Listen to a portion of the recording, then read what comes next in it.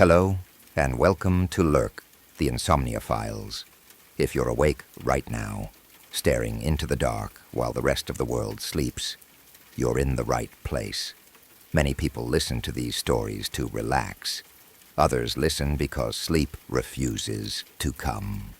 Before we begin, leave a comment and tell me where you're listening from tonight. A bedroom, a car, a quiet house that doesn't feel as empty as it should. If these stories speak to you, make sure you like the video and subscribe. To LURK, the Insomnia Files. Now get comfortable, lower the lights, take a slow breath, and let's open tonight's file.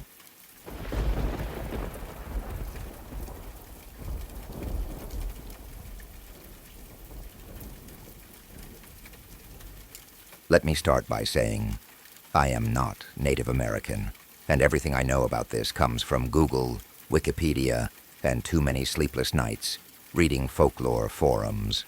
With that out of the way, I am almost completely certain there is a Wendigo living in my apartment building. I know how that sounds. I know it sounds ridiculous. If someone else had told me this a few months ago, I would have laughed and told them to get help. But I live here. I smell it. I hear it. I have seen it. And now I am running out of options.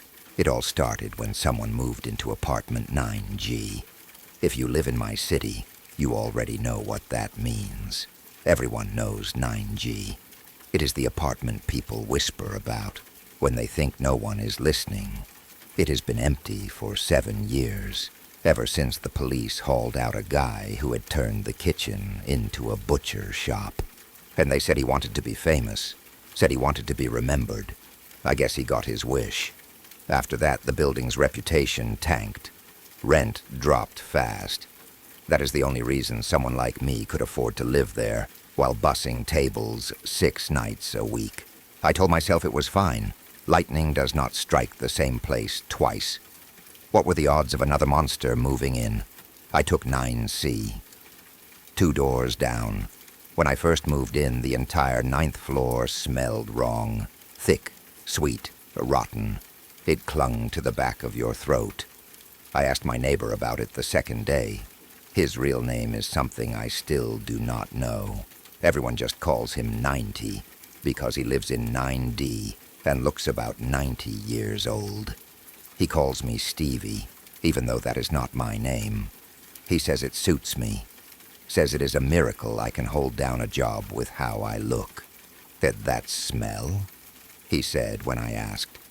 Dead bodies. He said it casually, like he was commenting on the weather. They cleaned the place twice. Too cheap to replace the floors. Blood soaks into wood. You can never really get it out. He shook his head like he had seen this kind of thing before. That was the moment I decided it was best not to make enemies on this floor. Eventually, the landlord gutted 9G completely. New floors, new walls, new everything. The smell faded. Life went on, until the new tenant moved in. About a week after someone started renting 9G, a new smell appeared. At first, I thought it was the same old rot coming back, but it wasn't. This was worse. It felt cold and wet at the same time. Like breathing in the scent of a dead animal frozen in snow, then left to thaw just enough to stink. I started keeping my windows open, not even when it was cold. I sat on the fire escape just to get away from it. When winter hit, I switched to candles and incense. 90 saw me lighting them one night in the hall. "You some kind of witch now, Stevie?" he asked. "No," I said, "just trying to get rid of the smell." He sniffed the air, like a weak dead bison in winter, brew coffee, and be a man. Then he went back inside. At that point, I honestly thought whoever lived in 9G was killing people. So I paid attention. I watched the hall. I listened. No visitors, no guests, no sounds. I only saw the tenant twice. I wish I had never seen him at all. The first time was late. After midnight. I had just finished a double shift because some rich guy paid to keep the restaurant open. I was exhausted, angry, and dreading the walk down that hallway. When the elevator doors opened on the 9th floor, he was already there, unlocking his door. He was tall, not just tall, but wrong tall, nearly 7 feet, even hunched. His clothes hung off him like rags on a scarecrow. The hood of his sweatshirt was pulled low. The only skin I could see was his hands. They looked like old leather stretched too tightly over bone. I muttered something under my breath. I do not even remember what. His head snapped toward me instantly. Yellow eyes shone from under the hood, bright, hungry. The hallway felt smaller, like the air had been sucked out of it. He lifted one long finger and pointed toward my face. I slammed backward into the elevator wall. When I looked again, he was at the other end of the hall, stepping into 9G like nothing had happened. I locked my door, bolted it, and slid down onto the floor. I cried until my chest hurt. It was the kind of fear that rewires your brain, the kind that makes you realize your life just shifted onto a darker path. At first, I convinced myself he was a vampire, pale, night only, smelled like death. So I did what fear and religion taught me. I wore my grandmother's crucifix. I hung garlic by my door. I scattered mustard seeds by my bed. I prayed every night. I stopped going out after sundown. Sleep became impossible. Every night, just as I drifted off, I heard tapping, soft at first, like a finger against wood. I would jump up, heart racing, and check the door. Nothing. No one. Every night, the same. I told myself I was imagining it, that stress does strange things, that I could not afford to move, that no one would believe me anyway. Then last week, the tapping became a slam. I shot upright and grabbed the crucifix before I even realized what I was doing. When I opened my door, 90 was already in the hall. He wore nothing but underwear and a stained vest. He held a pistol loosely in his hand. "You hear that?" he asked. "Yes," I said. "Every night." He stared down the hall at 9G. "It's the thing in there." He started walking. I grabbed his shoulder. "Wait. Let morning come." He looked at my crucifix and snorted. "Morning won't help." He knocked on 9G. No answer. The second knock was louder. Then the door opened. Something grabbed him and dragged him inside. Not pulled. Dragged. I slammed my door and called the police. When they arrived, they spoke to 90, or what was wearing him. It answered in his voice. The police left. No questions, no checks. When I looked back through my peephole, the one yellow eye stared straight at me. I escaped through the fire escape. It followed. It caught me. I should have died. The ladder gave way. Sirens came. The thing vanished. I am alive. Barely. I am writing this in a public library now. I am surrounded by people. I do not think it likes crowds. If anyone knows how to kill a Wendigo, please tell me, because it knows my face.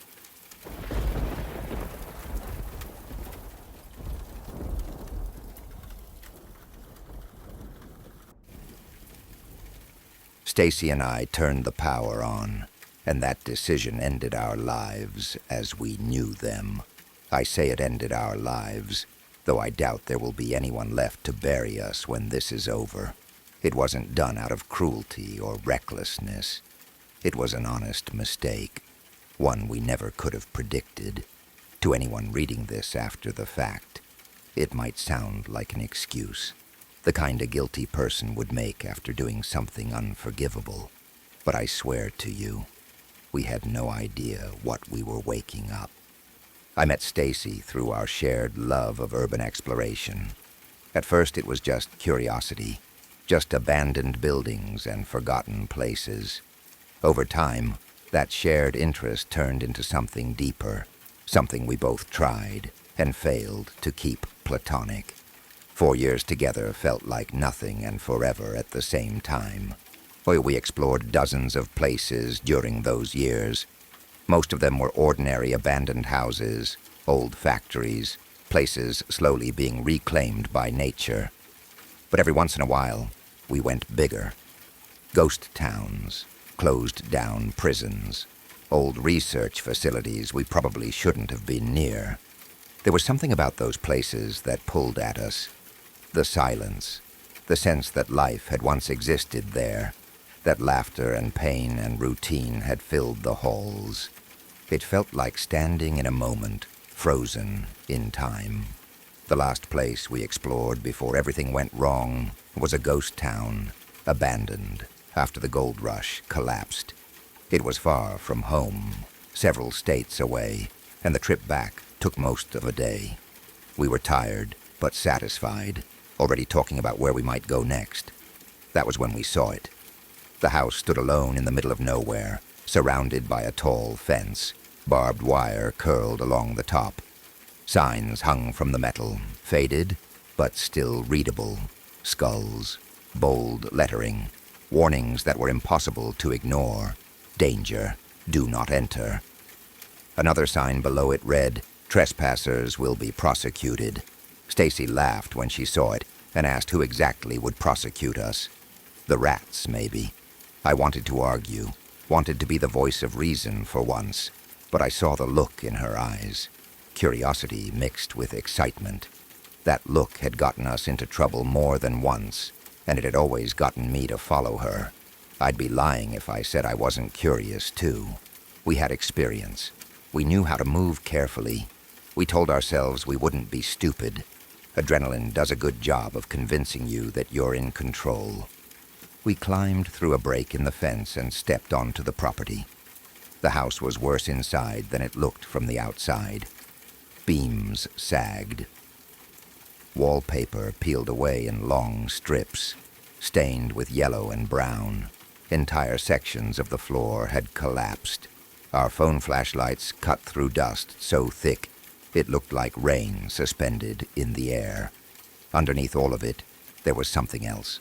Something that didn't belong. In what might once have been a study, we found filing cabinets packed with folders. Most of the papers were unreadable, eaten away by mold. But one thing stood out clearly.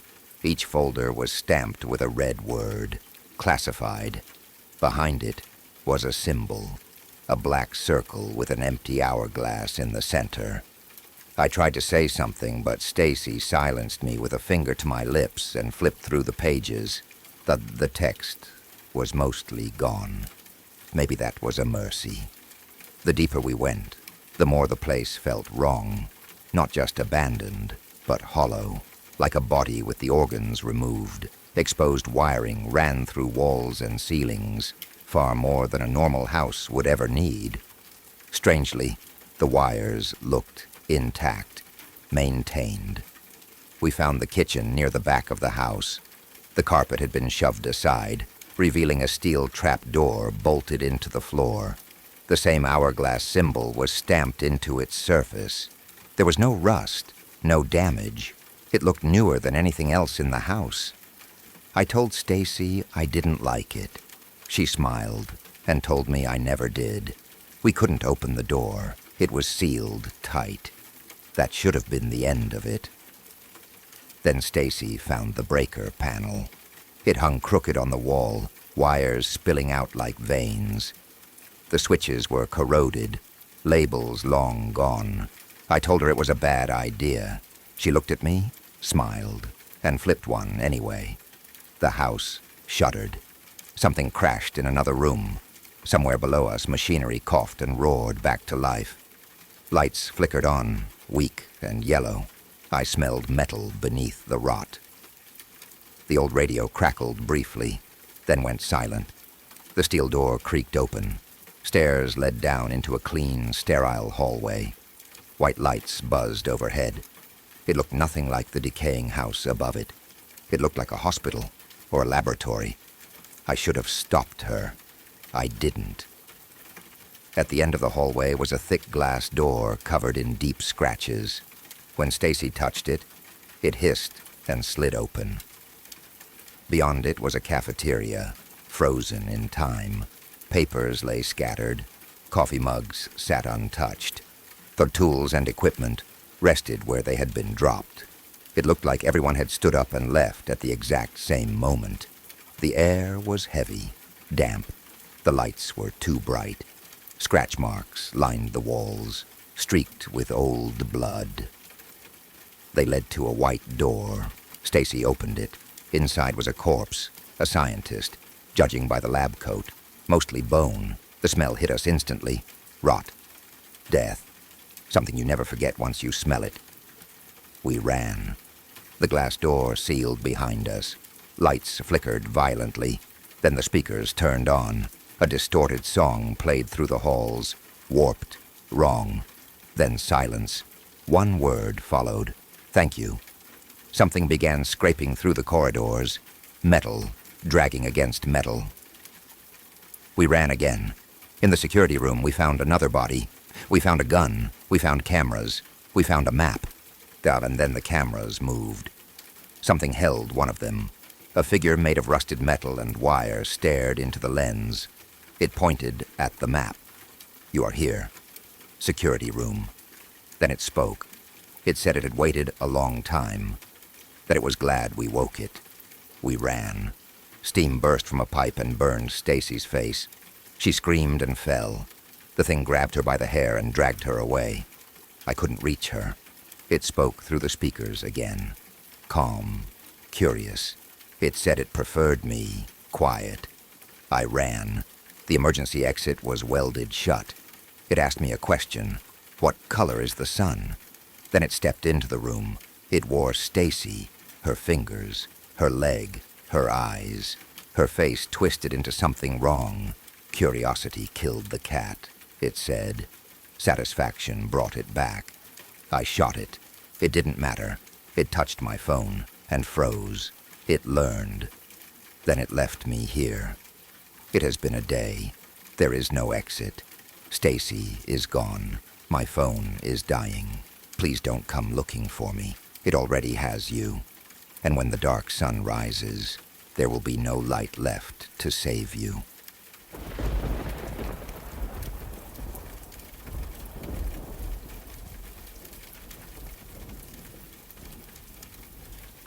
The train tracks cut straight through the towns and farmland, like they were never meant to belong there. They run past houses close enough that you can see laundry hanging on lines. Then a mile later, they pass through nothing but old wheat fields and dry grass that hasn't been used in years. The land is so flat that even a collapsing barn can stretch a long shadow across it at sunset. The tracks seem to appear without warning and disappear the same way, as if they don't actually lead anywhere at all. When you're driving, you barely notice how strange it is. The crossing lights flash, the barrier comes down, and suddenly a train you never saw coming crawls across your vision at an unbearable pace. You wait. You watch car after car idle behind you. Then it's gone. When you drive forward and cross the tracks, you look down the line, yet expecting to see it still moving away, but there's nothing. No fading lights, no distant sound, just empty rails stretching into the dark. You tell yourself there must be a bend you forgot about. Or maybe you imagine the train entirely. Growing up, I always had a strange feeling about those trains. They came and went, but they never felt tied to any real direction. Still, nobody ever questioned it. When something has always been there, it becomes part of the background. It's like any other odd detail in a small town that you don't think about until someone else points it out. That's why I'm writing this now. Something happened that night that tore me out of that comfortable sense of normal. I don't know what I expect from writing it down. I just know I need to finish before I start doubting myself again. About 5 years ago, on Halloween night, my friends and I decided that since it was our last year before adulthood really set in, we'd go out trick-or-treating one final time. We were 17 and far too old for it, but that was the point. We put on costumes anyway and went door to door, smiling through the slight disappointment on people's faces when they opened the door and realized we weren't children anymore.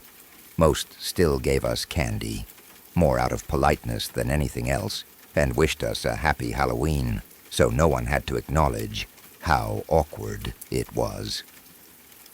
Once we'd exhausted the main streets, we decided to wander somewhere quieter. We drifted away from the clusters of children and parents, past trimmed lawns and lit porches, and into the neglected edges of town. We crossed patches of dead grass. We slipped past unfenced backyards where parties gathered around fire pits, and pushed through a thin line of trees that seemed preserved only because no one wanted to pay to remove them. On the other side was an open field. Green grass, rough gravel, and thick metal rails cutting through it less than 20 feet from the trees. The tracks looked like a river made of stone and steel, forcing everything around them to bend and give way. At the time, it didn't feel as heavy as it does now when I think back on it. "So what do we do now?" Maxine asked. She'd been leading us the entire way. Her half-face white mask had slipped, revealing part of her face underneath. She was dressed as the Phantom. "Photos?" Lucas suggested. He was wearing a fake white beard and a pink bathrobe, dressed as some kind of wizard. I'm fairly sure the robe belonged to him and not his mother, though we joked about it. "I don't know," Andrea said. She wore a red dress and fake waxy fangs. "Carmilla," she'd explained earlier. "What do you guys want to do?" I asked. "I'm good with anything," Maxine said. "Yeah, same," Andrea added. "So like, what?" I asked again. No one answered. That kind of empty conversation happened a lot back then. It usually ended with someone getting a text from a worried parent, and all of us complaining about how annoying adults were, even though we secretly felt bad for worrying them. We were loud, obnoxious, and convinced the world was paying attention to us. We thought we were special. Maybe every group of teenagers feels that way. I wish I knew what would have happened to us if we'd all grown up together. We sat near the tracks and dumped out our candy. Lucas tried to trade salted almonds for Skittles, convinced he could convince someone to pity him. Andrea threw a piece of taffy at his head instead. "Why didn't I get anything good?" he asked flatly. "Because you look like a flamingo, and it's illegal to feed flamingos. They're endangered." We laughed and tossed a few strawberry candies into his bag. They were his favorite. We'd been sitting there for a while when we heard it. A faint wail coming from down the tracks, just past a bend we couldn't see around. The sound was wrong. It was part mechanical, like air forcing its way through narrow metal spaces, and part something else, something alive.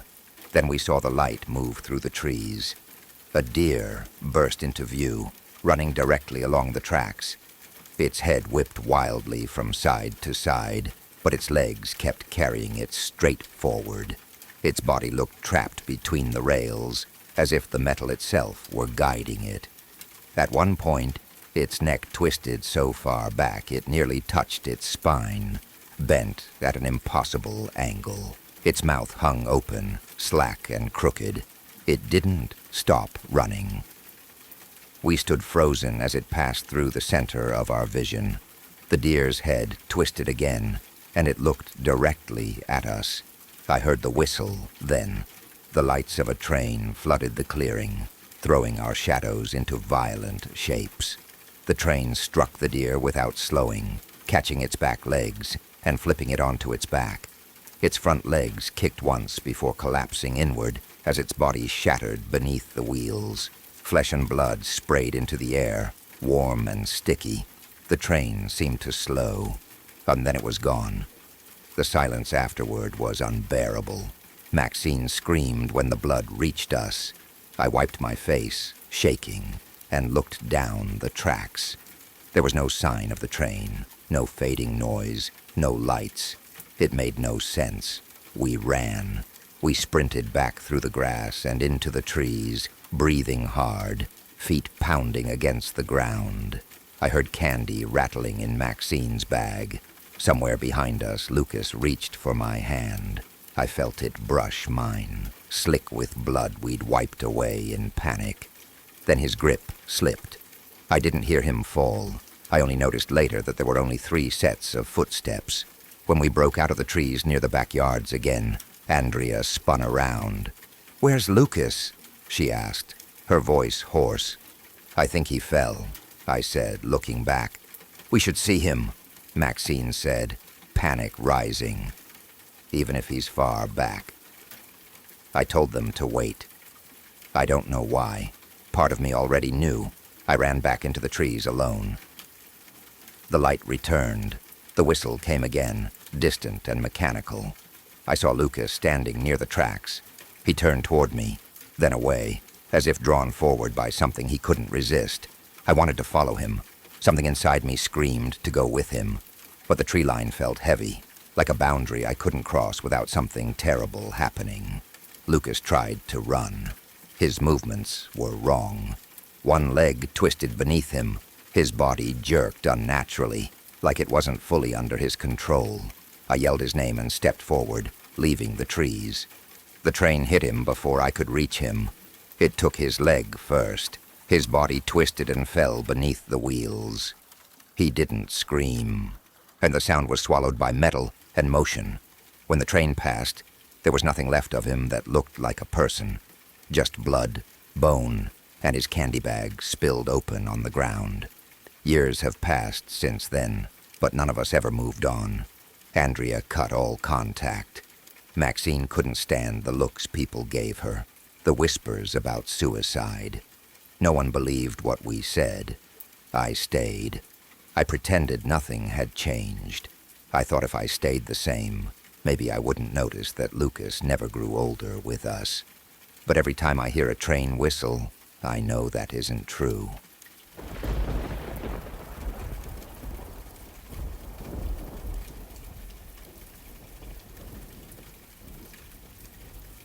My father was what most people would call a scientist.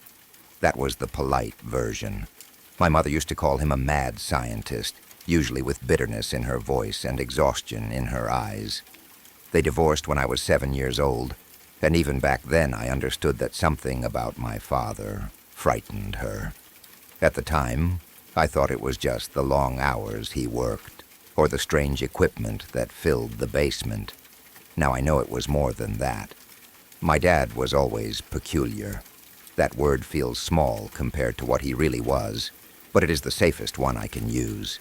He was obsessed with discovery, with pushing boundaries, with asking questions no one else dared to ask. He was constantly running experiments, scribbling notes, muttering theories under his breath. Sometimes he would forget to eat. Sometimes he would forget what day it was. But whenever he spoke about his work, his eyes lit up in a way that felt almost unnatural. This whole afterlife nightmare began a year ago. He was hit by a car while crossing the street late one night. The driver never stopped. By the time the ambulance reached the hospital, his heart had stopped. The doctors told me later that he was clinically dead for 2 minutes. 2 minutes without a heartbeat. 2 minutes without oxygen. 2 minutes that should have been the end. He survived. Barely. He spent over 3 weeks in the ICU, hooked up to machines, drifting in and out of consciousness. I visited every day. At first I cried at his bedside. Later I just sat there quietly, holding his hand and listening to the beeping of the monitors. When he finally woke up for good, I thought the worst was over. I was wrong. When he came home, something was different. Not physically, at least not at first. He was weaker, thinner, slower. But it was his eyes that scared me. He would sit for hours, staring at nothing, completely still, like his mind was somewhere far away. When I spoke to him, it sometimes took several seconds for him to respond, as if he had to remember where he was. Then came the Sunday morning that changed everything. I was sitting at the kitchen table when he walked in, poured himself a cup of coffee, and said it casually. as if he were talking about the weather. I want to re-experience death. I actually laughed at first because my brain refused to process the words. Surely I had misheard him. "What?" I asked. He turned toward me and smiled. Not a normal smile. It was wide and eager, and filled with a kind of hunger that made my stomach twist. "Death," he said again. "I want to feel it again." I stared at him in disbelief. "Dad, are you insane? You died once, and now you want to what? Die again?" "Mike, you don't understand," he said calmly. "When I was dead, I was in a different world. A world where anything I wanted was possible. A world where I was happy. A world beyond death. Nothing is going to stop me from experiencing it again. Not even you." There was something in his eyes that day. Something wild, something unhinged. I had seen that look before, back when he was deep into his research and nothing else mattered. I knew better than to argue with him when he was like that. Every time I had tried in the past, it had ended badly. So I stayed quiet, even though fear sat heavy in my chest. Not long after that, the experiments started. At first, I only noticed small things. Dead rats in the trash. When I asked about them, he brushed it off, saying we had a rat problem and were using poison. I wanted to believe him. Larger animals started disappearing next. I found disturbed soil in the forest behind the house. Shallow graves. He never talked about those. His lab was in the basement, professionally built and filled with high-end equipment. He used to work for a powerful corporation before the accident, so money had never been an issue. Whatever he needed, he had. Whatever he wanted to try, he could. I barely saw him anymore. He spent day and night in the lab, barely sleeping, barely eating. Sometimes I heard machines running at all hours. Sometimes I heard nothing at all, and that silence scared me more. But almost a month passed before I saw him again. I was heading to the kitchen one morning when I found him sitting in the breakfast nook. He looked terrible. His skin was pale, stretched tight over bone. Dark circles hung under his eyes, but those eyes themselves were alive with excitement. "Mike, honey," he said. "How've you been?" "Good," I replied cautiously. "You look tired."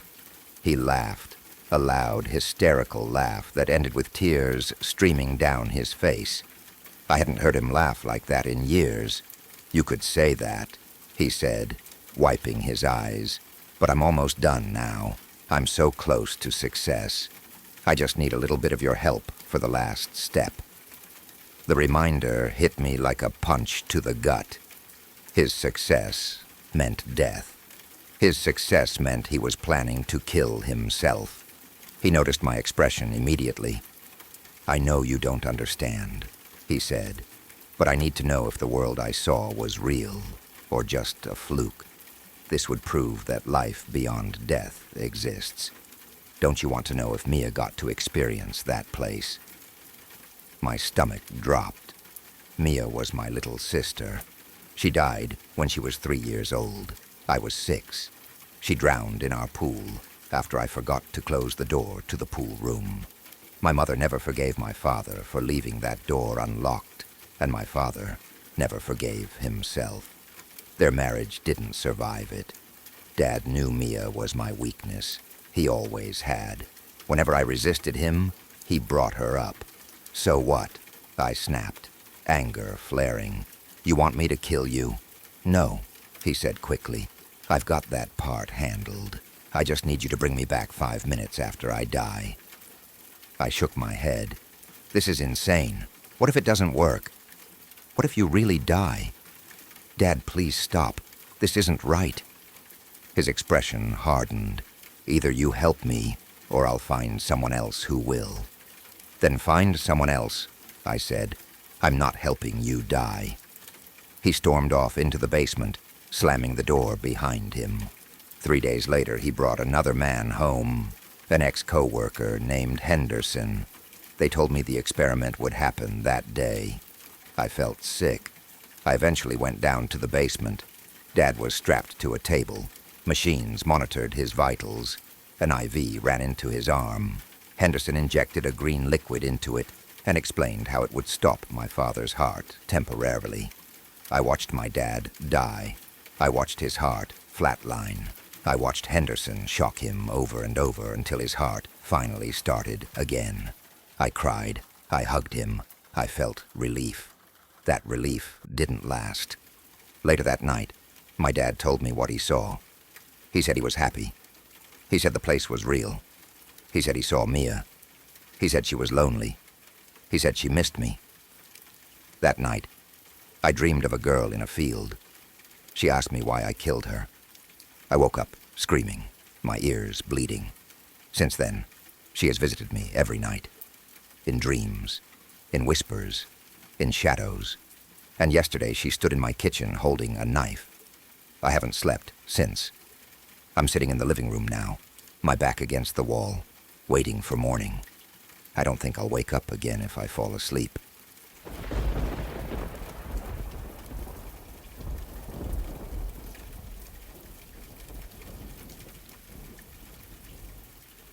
Just for a moment. If this is your first time here, I invite you to subscribe to LURK, the Insomnia Files. This channel is dedicated to real accounts, disturbing encounters, and unexplained moments shared by people who never expected anything to go wrong until it did. New files are released regularly, usually when most people are asleep. Turn on notifications so you don't miss the next case when the night feels a little too quiet. Now, back to the story. If it had not been for my brother and me, I honestly doubt anyone would have noticed the last forgotten gift buried deep beneath the Christmas tree. It was hidden so far back that the lower branches brushed the carpet, their needles sharp enough to scratch bare skin if you weren't careful. "There's one more," I shouted, my voice loud with triumph as I crawled under the tree. Pine needles jabbed into my back and arms, and sap stuck to my pajamas, but I didn't care. I wriggled and scooted until my fingers closed around something small and solid. When I finally pulled myself out, clutching a tiny box in both hands, I felt like some great explorer emerging from an uncharted cave, holding a relic no one else had discovered. I slid backward across the floor so fast that it was honestly a miracle I didn't knock any of the glass ornaments loose from the branches above me. I was grinning like an idiot, proud and breathless, already imagining what might be inside. That, of course, started the usual fight. My brother immediately claimed he had seen it first. I argued that I was the one who crawled under the tree, which meant it was obviously mine. We went back and forth, our voices rising, each of us insisting we deserved to open it, that we had earned it somehow. Mom finally stepped in before it turned into full-on shouting. She picked up the tiny box and squinted at the tag tied around it with string. For a moment her face was unreadable. Then she smiled. Jacob. My name. That was all the confirmation I needed. I snatched the box out of her hands before she could say anything else and tore into the plain brown wrapping paper. Inside was another box, dull and unremarkable, like something you'd find in the back of a junk drawer. I lifted the lid slowly, trying to make it dramatic, like opening a coffin in a movie. What I saw inside made my smile fall. It was a plush toy, gray, limp, strange. It had long, noodle-like arms and legs attached to an egg-shaped body wrapped in a dark green jacket that looked almost formal. The head reminded me of a wolf or maybe a coyote, animals I only really knew about because my friend Ben talked about them sometimes. His grandparents lived out of state, and he always said coyotes stole chickens and killed anything they could get their teeth into. This thing had a long snout made of two soft pieces, an upper and lower jaw with small stitched pockets lining the inside like empty gums. Two stiff, oversized ears stuck up from its head, and between them sat a tiny top hat, crooked and off-center. Beneath the brim were two small black button eyes that stared outward without expression. I lifted it out of the box. Its limbs dangled uselessly toward the floor, like it had been waiting a long time to be picked up. I was 6 years old, and subtlety was not my strength. My disappointment must have been obvious because Mom noticed immediately. "It's just a family tradition," she said brightly, like that was supposed to fix everything. It didn't. I stared at her, confused and a little hurt, until she sighed and sat down on the floor with us. She took the plush from my hands and hooked her finger under its lower jaw, moving it up and down like a puppet. Then she pushed the tip of her finger into one of the sewn pockets inside its mouth. The pocket went deeper than I expected. "It's for your milk teeth," she explained quickly. That didn't help much either. I thanked her anyway, because I'd been taught to do that, even when I didn't mean it. Then I started gathering my other gifts and hauling them back to my room, one by one. Each toy wobbled awkwardly in my arms before I dropped it onto the carpet or shoved it onto a shelf. I did let the new plush stay. I placed it carefully among the other stuffed animals, but I made sure to keep it far away from my chicken plushie. I didn't know why, but something about putting them too close together felt wrong. That night, Mom nagged me into brushing my teeth and changing into pajamas. She tucked me in and read another chapter of Pinocchio, the book we had been working through together. When she finished, she kissed my forehead and turned on the night lamp, leaving the room bathed in a soft orange glow. I fell asleep quickly, exhausted from the day. Sometime in the middle of the night, a sound dragged me awake. It was wet, sticky, like someone smacking their lips together over and over. My eyes snapped open. At first, everything looked normal. The dresser stood where it always did. My toy box was half open. The poster above my bed was crooked, just like it had been all week. Then my eyes moved to the shelf. Something was sitting there that had not been there before. It was tall and thin, wedged between my other toys. Its limbs were far too long now, dangling off the edge of the shelf like strips of meat. A massive, sagging coat hung from its shoulders, the kind my grandfather wore when he chopped wood, only this one looked rotten. The fabric clung to the body beneath it in damp folds, as if it had been pulled from mud and never cleaned. Its muzzle was long and crooked, bent at angles that made my stomach twist. Black matted fur clung to its skin in filthy patches, stuck together with something wet that glinted in the light.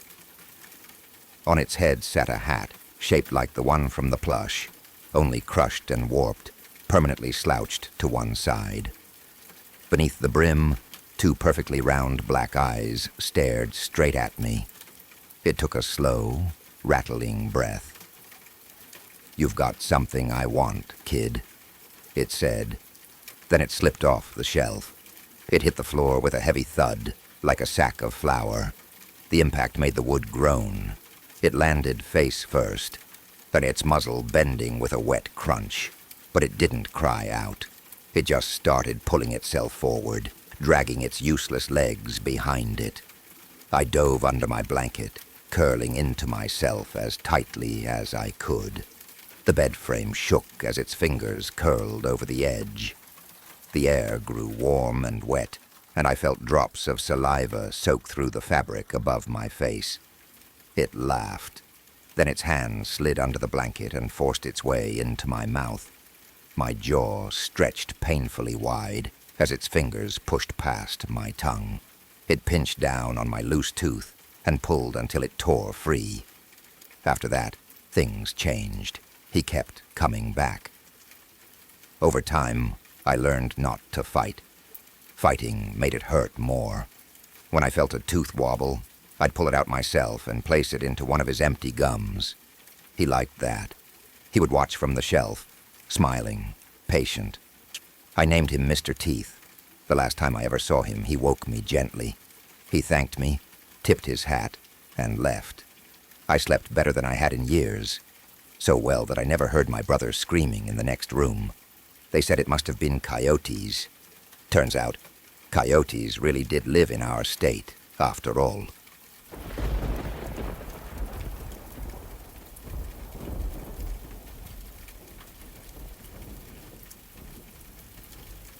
She was really gone.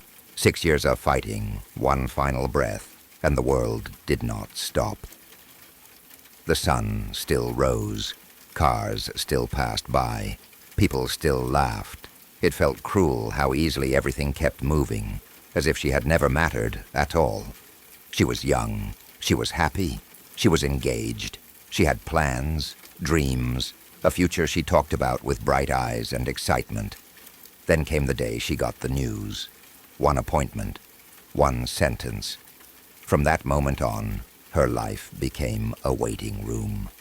Waiting for results, waiting for treatments, waiting for hope, waiting for the end. I tried not to think as I pulled into the petrol station. The fuel warning light had been on for a while, flashing like it was scolding me.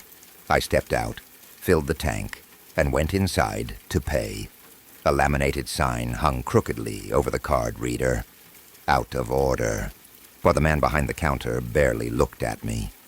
A TM outside. Of course. I withdrew cash, more than I needed, just in case. I was heading back to the small village we grew up in, and I had no idea how useful my card would be there anyway. I paid without speaking and returned to my car. Tomorrow was my sister's funeral. That thought had been looping in my mind since the date was set. It wasn't a long drive, but I had booked a hotel nearby so I could rest. I had barely slept for days. I thought maybe, just maybe, a night somewhere else might give me a few hours of peace. I reached into my pocket and pulled out a worn photograph. My sister and me, taken before the diagnosis. We were on holiday in Italy. One of the last times I saw her truly smile. Her hair was golden in the sun. Her eyes were the kind of blue that made people stop and look twice. She wore a white summer dress and an ankle bracelet that chimed softly when she walked. I traced the image with my thumb, careful, like pressing too hard might destroy it. Then I folded it back up and started the car.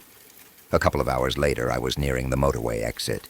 Exhaustion pressed down on me, thick and heavy. My thoughts spiraled into what-ifs. What if they had caught it sooner? What if I could have paid for better treatment?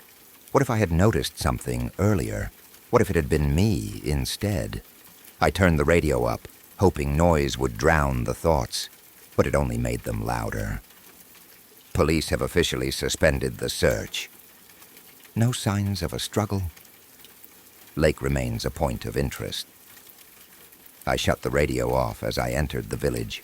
The silence rushed in, loud and suffocating. The streets were quiet, empty. The hotel was only minutes away. I needed sleep. I needed everything to stop, even briefly. A dull ache settled into my left temple. My stomach twisted.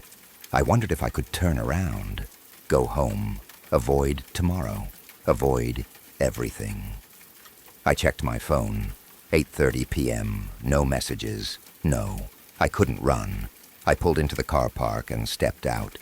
Cold winter air slapped my face, sharp and unforgiving.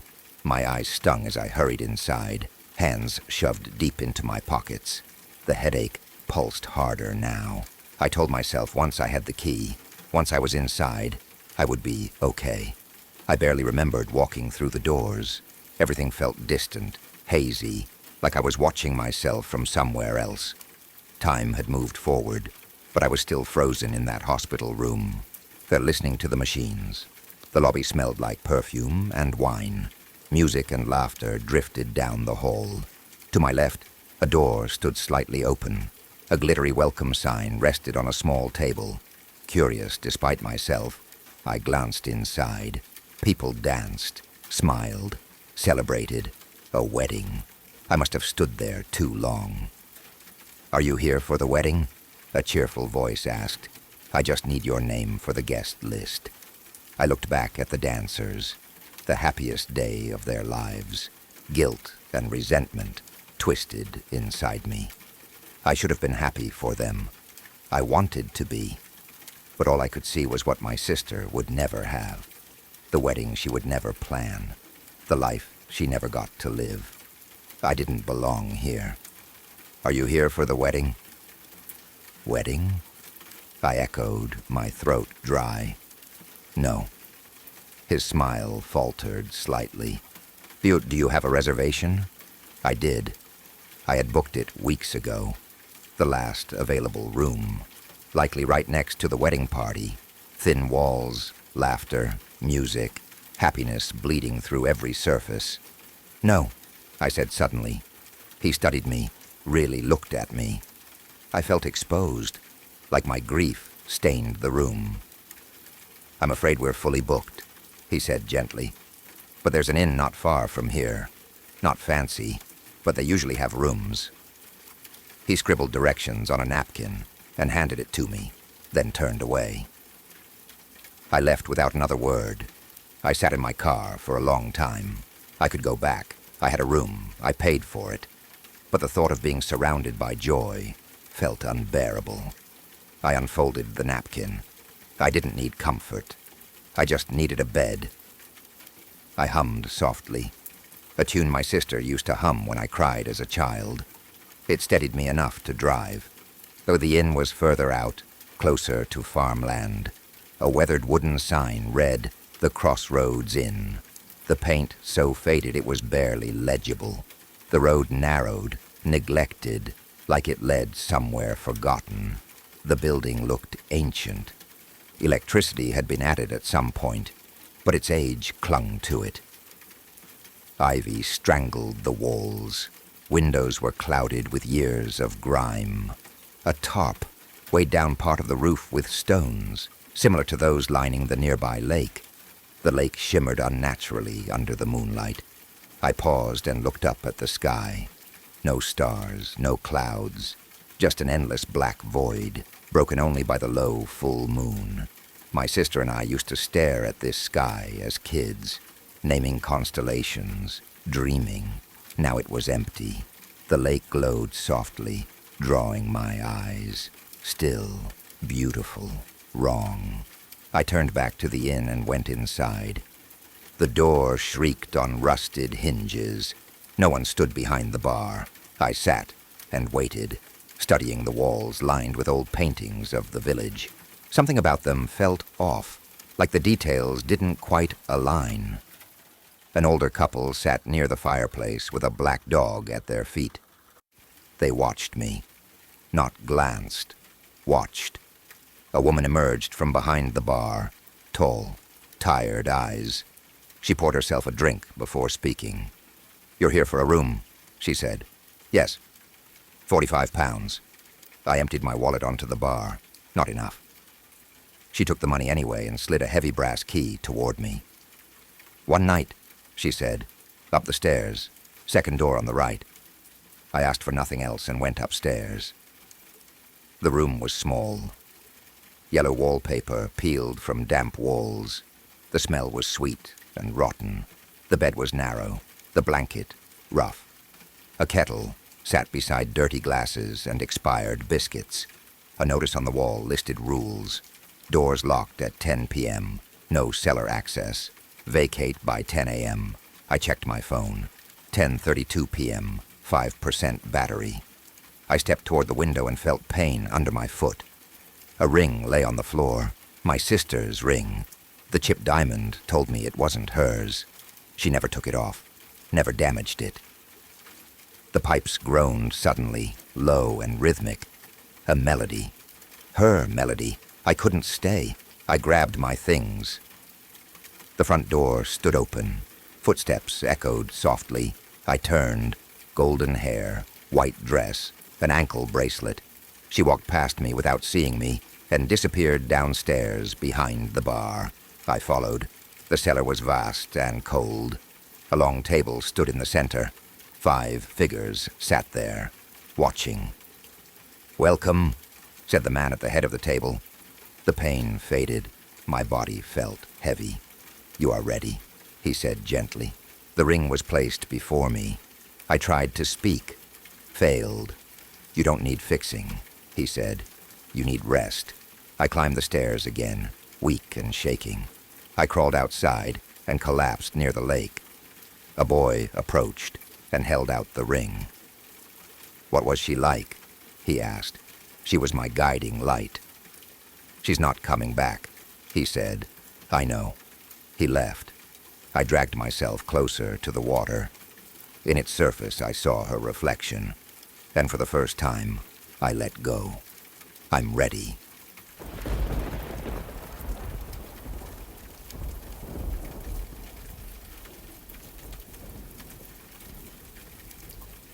Ever since my family and I moved into our current home, walking has become part of my daily routine. It wasn't something I ever really did before. In my old neighborhood, walking wasn't safe. The streets were poorly lit, people loitered on corners, and there was always this constant feeling that something bad could happen if you stayed outside too long. I learned early on to go straight from one place to another and never wander. So when we moved here, it felt like a relief. The streets were clean, quiet, and lined with trees. People walked their dogs, kids rode bikes, families sat outside in the evenings.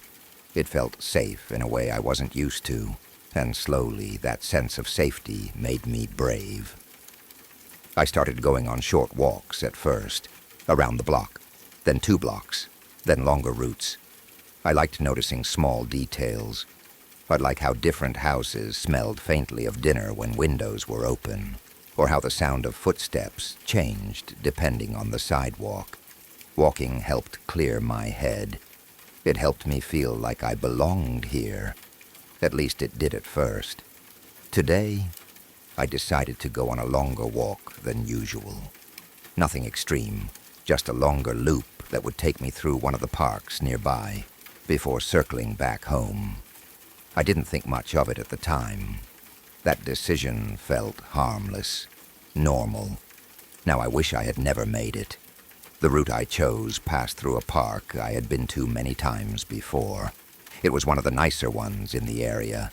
There was a playground with colorful slides and swings, a section with outdoor exercise equipment, and farther ahead, a wide-open area with basketball courts, a tennis court, and a looping bike course.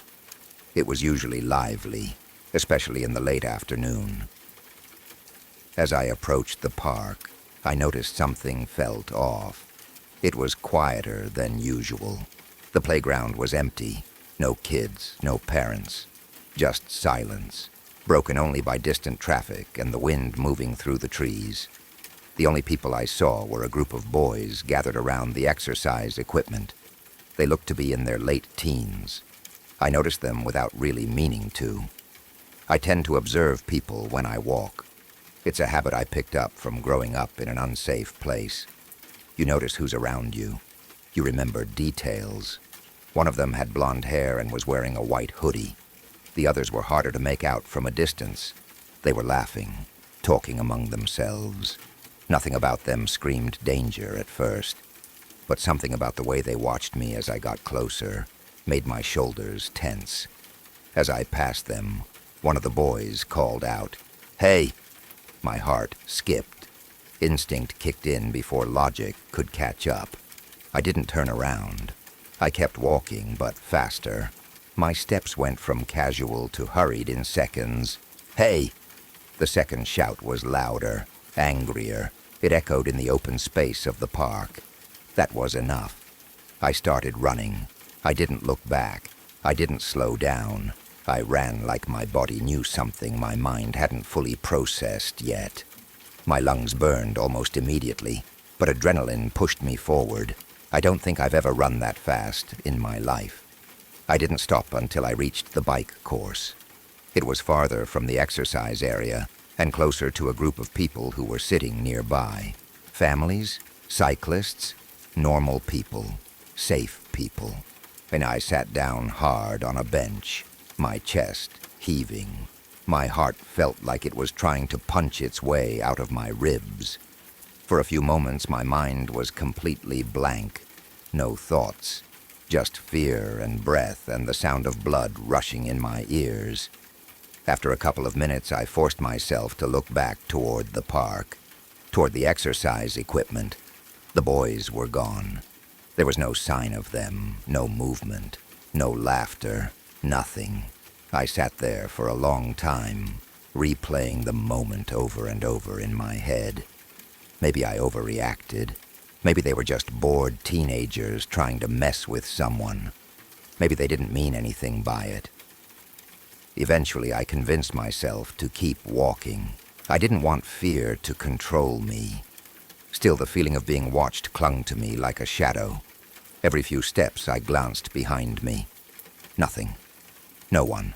And the next part of my route led to a tunnel under the road. On the other side was another park, much more forested than the first. I liked that park. It was quiet, peaceful, the kind of place where you could hear leaves rustling and birds calling to each other. As I entered the tunnel, the temperature dropped slightly. The sound of my footsteps echoed against the concrete walls. Halfway through, I heard footsteps running toward me from behind. My stomach dropped. I spun around. There was no one there. The tunnel was empty. A cold pit formed in my gut. My pulse pounded in my ears. I stood there for a few seconds, listening. Nothing. No footsteps. No voices. I told myself it had to be an animal. Maybe a dog. Maybe something small darting around. Still, the unease didn't fade. I hurried through the rest of the tunnel and entered the forested park. The trees closed in around the path, their branches forming a canopy overhead. At first, the calm returned. The familiar sounds of nature helped steady my breathing.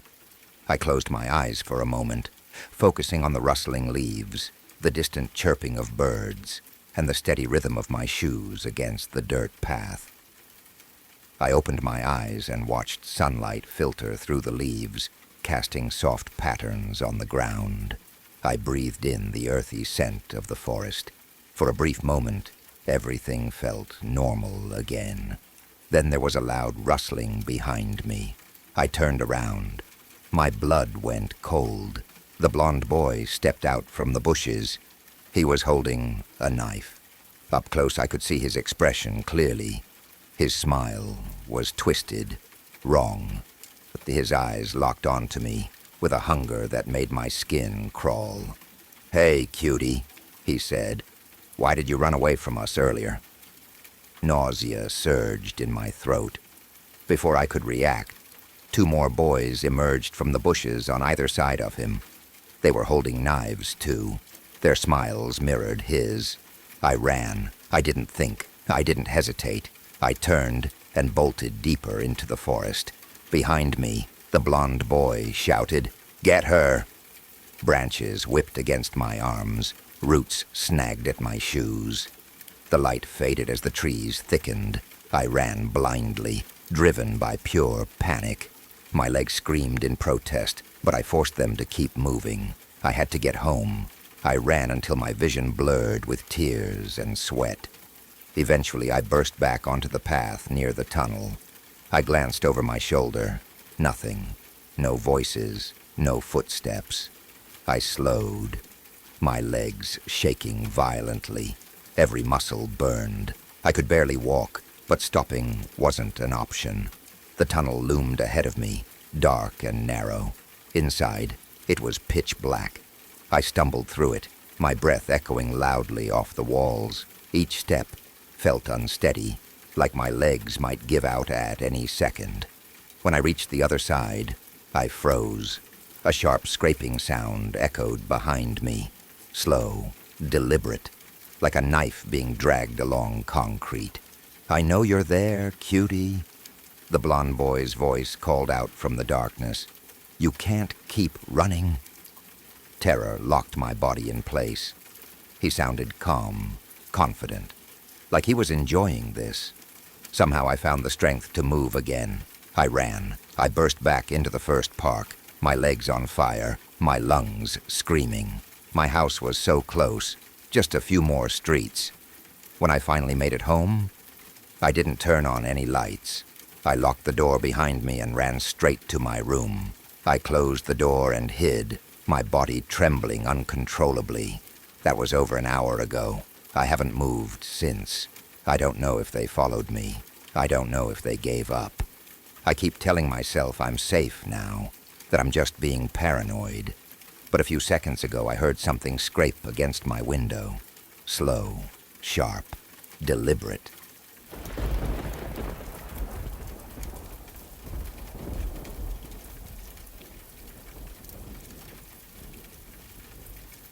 Need help? My wife asked, leaning slightly over my shoulder, her voice gentle and familiar. No thanks, I said. I smiled and blew her a kiss before turning back to the glow of my computer screen. The smile faded almost immediately. Beside my desk sat the stack of mail. It wasn't huge, not monstrous, just a few weeks' worth of envelopes, magazines, bills, and ads. But it might as well have been a mountain. It had been sitting there untouched for weeks, quietly growing, quietly waiting. Why can't I just go through it? The thought circled my mind every day. It would take 5 minutes, 10 maybe. Rip, glance, toss, done. Normal people did this without thinking. Normal people didn't feel their chest tighten just looking at paper. Just do it. But every time I even thought about touching the pile, something twisted inside me.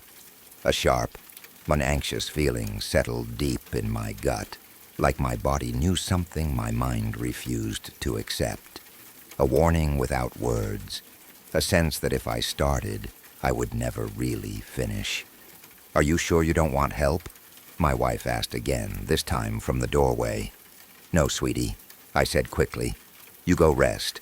Play with Cadence. I'll take care of it later. I promise. She hesitated, studying my face, then nodded and walked away. Later came. Night settled over the house. Cadence was asleep. The television murmured softly in the background. The house felt calm, safe, normal. I sat at my desk, staring at the first envelope. My hand hovered over it. The moment my fingers touched the paper, my stomach clenched. Pain shot through me like a cramp, sudden and violent. I gasped and bent forward, clutching my abdomen as if I'd been punched from the inside. Nausea rolled through me in heavy waves. What the hell is wrong with me? I stumbled back in my chair, breathing hard, sweat breaking out across my skin. It made no sense. This was paper, ink, nothing more. Still shaking, I pulled out my phone and texted a friend of mine who worked in clinical research. Can you advise me on something? Sure, bud. I explained everything. The dread, the pain, the strange physical reaction to something so small. I waited, staring at the screen. Sounds like your procrastination is causing stress. Set aside some time this week and do it then, no matter what. It was such a simple answer. Too simple. But I had nothing else. Fine. I told myself I'd do it. Even if it made me miserable. Even if I hated every second of it. My wife had put up with enough of my avoidance already. That night, I took a long shower, letting the hot water calm my nerves. I told myself this was it. No more running, no more excuses. I stepped out, wrapped a towel around my waist, and walked toward my home office. When I opened the door, my breath caught in my throat. Something was standing inside. It was tall, maybe 6 feet, draped in a long torn cloak that looked burned at the edges. Its skin was blackened and cracked, like charred wood, stretched tightly over a thin frame. Its eyes were bone white, empty, and far too large for its face. For a split second, my brain tried to make sense of it. An old woman, a homeless person, a trick of the light. Hello? I said. The thing didn't look at me. It was stacking envelopes on my desk, carefully, methodically.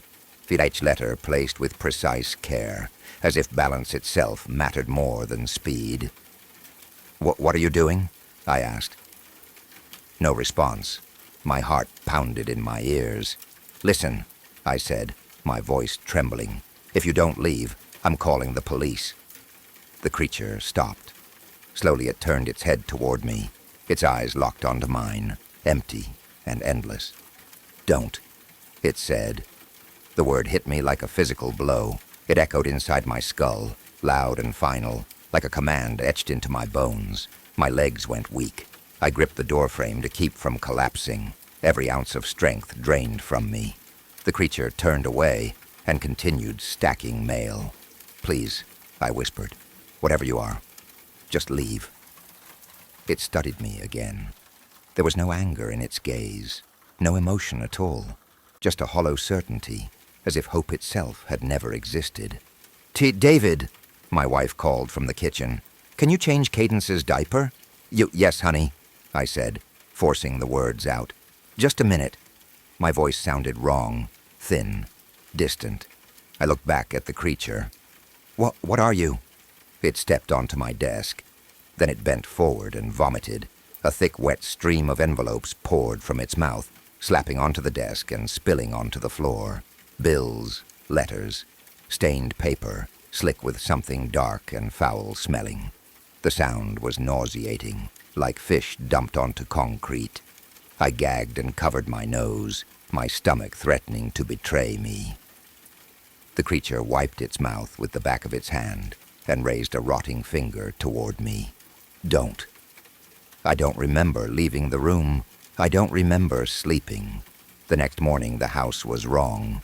There were envelopes everywhere, on my computer, out inside cabinets, scattered across the floor, stuck to walls, slimy, damp letters pressed into corners and under furniture, as if they had grown there overnight. "What on earth is going on?" my wife asked, her voice shaking. I wanted to tell her. I wanted to explain everything I'd seen. But how do you explain something like that without sounding insane? Our daughter's room was the worst. Sticky envelopes clung to the walls like mold. My wife covered her mouth and cried. We spent hours cleaning, bag after bag, trash after trash. When it was finally gone, the house felt hollow, empty in a way that didn't feel right. I stepped outside to breathe.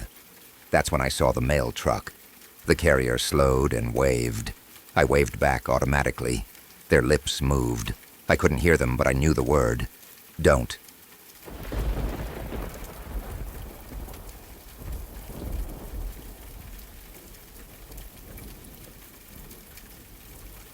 My dreams are getting worse, and I can feel it now in a way that is hard to explain. The figure in the window is closer than she used to be. Before, she was always distant, more like a shape than a person, something my mind could excuse as a trick of shadow and sleep. Now I can see her clearly. I can see her every time I close my eyes. She is a woman with long, matted hair that hangs in uneven strands, clinging to her face and shoulders like it has not been washed in years. Most of her face is hidden in shadow, but I can make out parts of it when the light shifts in my dreams. The outline of her nose, the hollow curve of her cheeks, sometimes the faint glint of an eye when she tilts her head just right. I can see her mouth moving. Her lips stretch and curl as if she is speaking to me, forming words with careful intention. But I cannot hear her. I cannot hear anything at all. The silence is the worst part. It reminds me too much of that day. The day we found the house. The day Sophie went missing. Ever since then, silence has felt heavy, like it presses down on my chest and makes it hard to breathe. Lately, my dreams are full of that same kind of silence. No wind, no insects, no distant hum of life. Just me, the window, and her. Last night, something changed. In the dream, I was standing in my room like always, staring at the window as frost crept along the edges of the glass. She stood on the other side, closer than ever before. I could see the texture of her hair, clumped together as if damp. I could see the way her shoulders slumped forward, like she was tired or waiting. Instead of backing away like I usually do, I leaned closer. I wanted to hear her. Yeah, I pressed my face toward the glass, my breath fogging the cold surface. I tilted my head, straining, hoping that if I just got close enough, the silence would break, and I would finally understand what she had been trying to tell me all this time. Then it happened. Her hand slammed against the glass with a deafening force. Bang! Her face was suddenly inches from mine. Her eyes were wide and wild, white, showing all around the irises. Her mouth was open in a scream I still could not hear. I screamed too, the sound tearing out of me as I stumbled backward. In the dream, I fell hard onto the floor. In real life, my body jerked awake, and I hit the floor beside my bed, the impact knocking the air from my lungs. I lay there gasping, my heart pounding so hard, it felt like it might burst out of my chest. Slowly, I lifted my head and looked toward the window. For just a second, I swear I saw her silhouette standing there, perfectly still, her head tilted as if she were watching me. My vision blurred as I blinked, tears stinging my eyes, and when I looked again, she was gone. That was last night. I did not go back to sleep after that. There was no point in trying. Every time I closed my eyes, I felt like I was right back there, inches from the glass, waiting for her hand to strike again. Instead, I got up and started packing for my visit home this weekend. I had planned to leave later that afternoon, but after what happened, I could not stand the thought of being alone any longer than I had to. The walls of my apartment felt too close. The window felt like it was watching me. I left early. I got home about an hour ago. Anne and Mom wasted no time putting me to work. She immediately started pulling boxes out of closets and setting them on the living room floor, telling me she wanted to make sure I hadn't forgotten anything important for college. She said she was happy to keep whatever I wanted here, but she didn't want me to realize months later that something important was missing. She always worries like that. It's her way of showing love, even if it can feel overwhelming sometimes.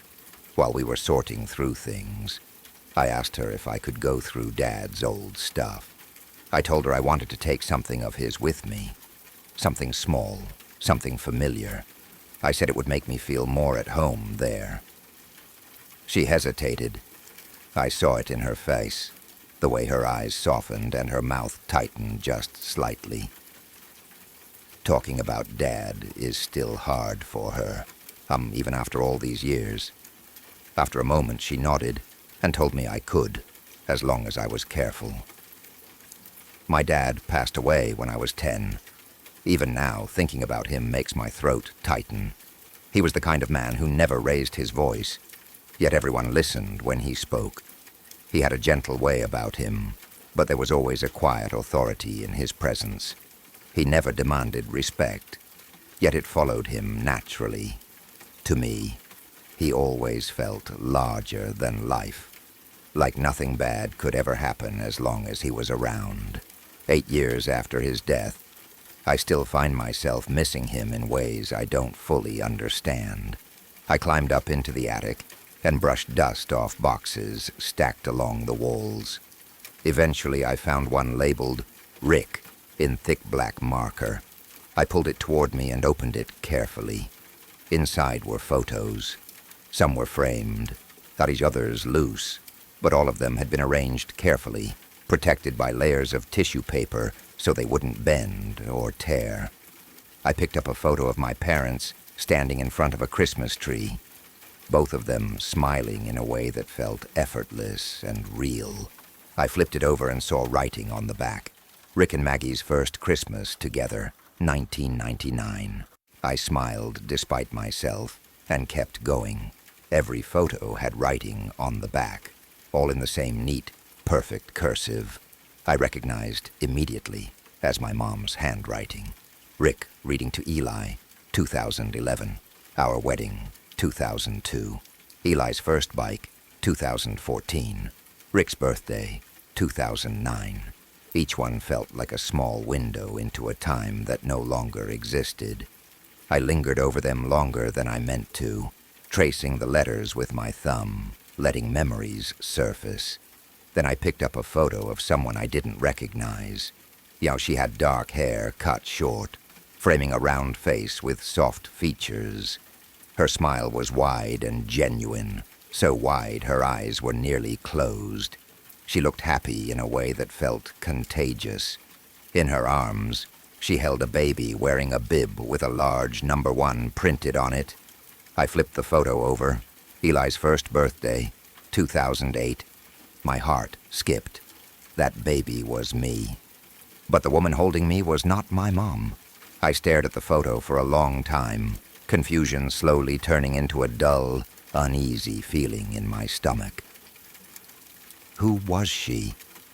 Why had I never seen this photo before? Why didn't I remember her? I thought about taking the photo down to Mom and asking her, but something stopped me. The photo was in Dad's box, and I knew how hard it was for her to talk about anything connected to him. I didn't want to open wounds she was still trying to heal, so instead, I placed the photo into the box with the other things I planned to take back with me to my dorm. I told myself I would ask later. I told myself there had to be a simple explanation. Still, I couldn't shake the strange feeling that settled over me as I continued going through the boxes. Sometime this weekend, I want to go looking for that trailer. I keep thinking that if I can find that house again, if I can prove to myself that it's just an abandoned trailer and nothing more, maybe the nightmares will finally stop. Maybe the figure in the window will fade back into nothing. Maybe the silence will lose its grip on me. I don't know if that's true, but I don't know what else to do anymore.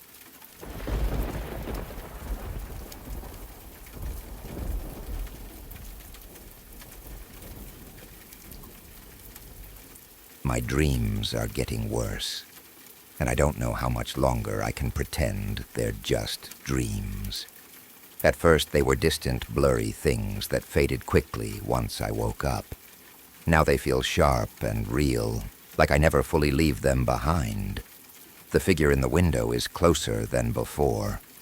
I can see her clearly now. I know she is a woman. Her hair is long and tangled, hanging in thick matted strands that look heavy, like they are soaked with something old and unclean. Most of her face stays hidden in shadow, but I can see the lower part of it. Her mouth moves slowly, carefully, like she is choosing her words with intention. I still can't hear her. That silence presses down on me harder than any sound ever could. I can't hear the wind. I can't hear my own breathing. I can't hear footsteps or insects or the distant noise that usually fills the background of life. There is only nothing, the same kind of nothing that swallowed everything the day we found the house. The same nothing that wrapped itself around us when Sophie went missing. Silence, total and complete. It feels like the world has been paused, like something is holding its breath. Last night, something changed. In the dream, I didn't step back when I reached the window. I didn't freeze. I didn't wake up right away. Instead, I leaned closer. I don't know why. It felt like curiosity mixed with something heavier, something darker. Maybe guilt, maybe responsibility. My breath fogged the cold glass between us. The warmth of me meeting the cold of her side. I tried to focus on her lips, to understand what she was trying to say. Then it happened. Her hand slammed against the glass. There was no sound, but I felt it in my bones. Her face rushed forward until it was inches from mine. Her eyes were wide and wild, filled with panic and fury, and something else I couldn't name. Her mouth opened in a scream I still couldn't hear. I screamed, too, the fear ripping out of me, and I stumbled backward. I woke up as I hit the floor. My body slammed into the carpet of my dorm room just as it had in the dream. My heart was racing so hard, it felt like it was trying to break free of my chest. For a long moment, I couldn't move. I just lay there, staring up at the ceiling, trying to remember how to breathe. Then I turned my head and looked toward my window. For just a second, I swear I saw her silhouette standing there, staring back at me through the glass. I blinked. She was gone. That was last night. I didn't try to go back to sleep after that. I knew I wouldn't be able to. Instead, I started packing for my visit home this weekend. I had planned to leave later that afternoon, but the thought of being alone for even a few more hours made my skin crawl. The dorm room felt wrong now, like it wasn't really mine anymore, like something else had claimed it. I got home about an hour ago. Mom didn't give me much time to settle in before she started fussing over me. She always worries too much, but I don't blame her. She asked if I was eating enough, if I was sleeping enough, if college was treating me well. I told her what she wanted to hear. I didn't tell her about the dreams. I didn't tell her about the woman in the window. So she made me go through boxes in my old room to make sure I hadn't forgotten anything important for college. She said she was happy to keep anything I didn't want to take back with me. But she wanted me to double-check. I could tell she was trying to be helpful, trying to stay involved now that I'm not here every day. I let her. At some point, I asked her if I could go through Dad's old things. I told her I wanted to take something of his back with me. Something small. Something that would make my dorm room feel less empty, less temporary. She hesitated. I saw it in the way her hand tightened around the box she was holding, the way her eyes flicked away from mine. For a moment I thought she might say no. Then she nodded and told me I could look in the attic. My dad passed away when I was 10. Even now, 8 years later, thinking about him still hurts in a way that never really dulls. He was a quiet man, but never weak. When he spoke, people listened. He didn't demand attention. He didn't raise his voice. His presence filled a room without effort. I always admired that about him. Sometimes I still catch myself expecting to hear his footsteps in the hallway. I climbed into the attic and found one of the boxes labeled with his name, Rick. Seeing it written there made my chest tighten. The box I opened was filled with photographs. Some were framed, others loose but carefully stacked, so they wouldn't bend or crease. I picked one up and flipped it over. Rick and Maggie's first Christmas together, 1999. Mom's handwriting, perfect, careful cursive. I flipped over another photo. Rick reading to Eli, 2011. Another, our wedding, 2002. Eli's first bike, 2014. Said Rick's birthday, 2009. Each photo felt like a small piece of my life, frozen in time. Then I picked up one that didn't fit. The woman in the picture wasn't my mom. She had short, dark hair that framed her round face. Her smile was wide and genuine, her eyes nearly closed with happiness. In her arms was a baby wearing a bib with the number 1 printed on it. I turned the photo over, my fingers suddenly cold. Eli's first birthday, 2008. That baby was me. I stared at the photo for a long time, my mind struggling to make sense of it. I tried to convince myself that maybe it was a relative, maybe a friend, maybe someone I had simply forgotten. But the feeling in my stomach told me that wasn't true. She didn't look like my mom, not even a little. I thought about taking the photo downstairs and asking her about it, but it was in Dad's box, and I knew how hard it still was for her to talk about him. I didn't want to open old wounds, so I placed the photo back into the box with the other things I planned to take with me and moved on. trying to ignore the unease creeping through me. It didn't work. Sometime this weekend, I want to go back into the woods. I want to find that trailer again.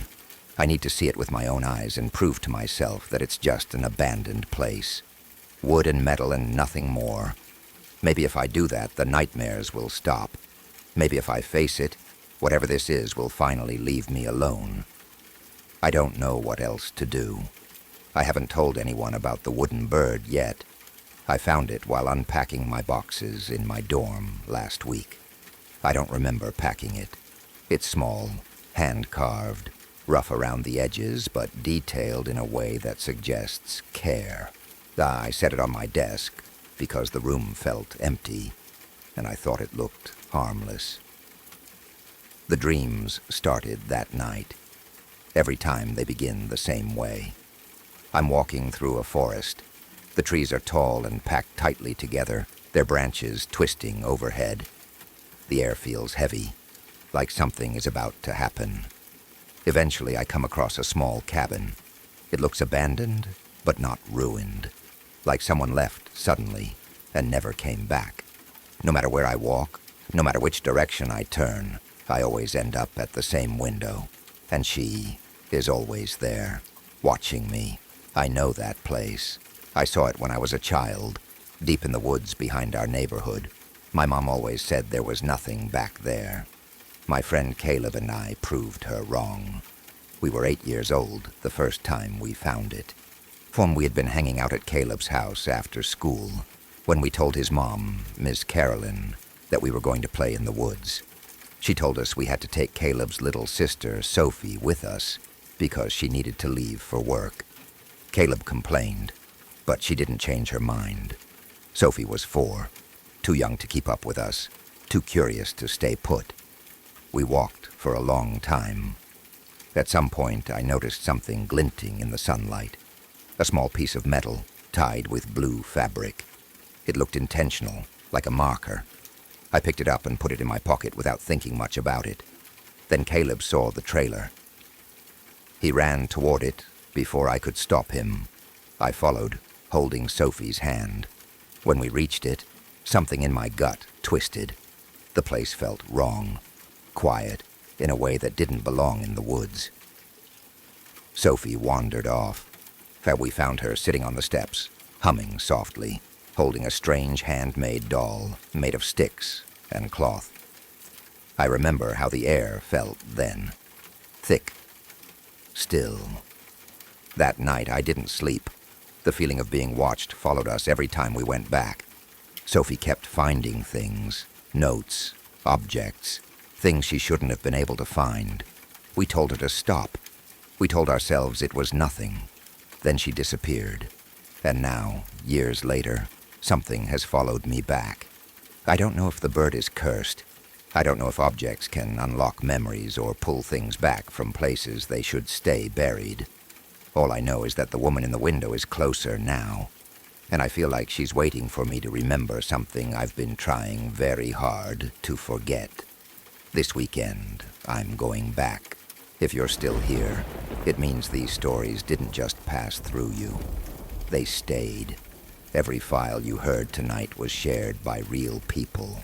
Real fear, real uncertainty, real moments where something felt wrong, or almost did. And the most disturbing part, most of these stories don't end with answers. They end with silence, with questions, with the feeling that whatever was there might still be. If you want to keep exploring the cases that don't let go, subscribe to LURK, the Insomnia Files. There are many more files waiting, and not all of them close before it's too late.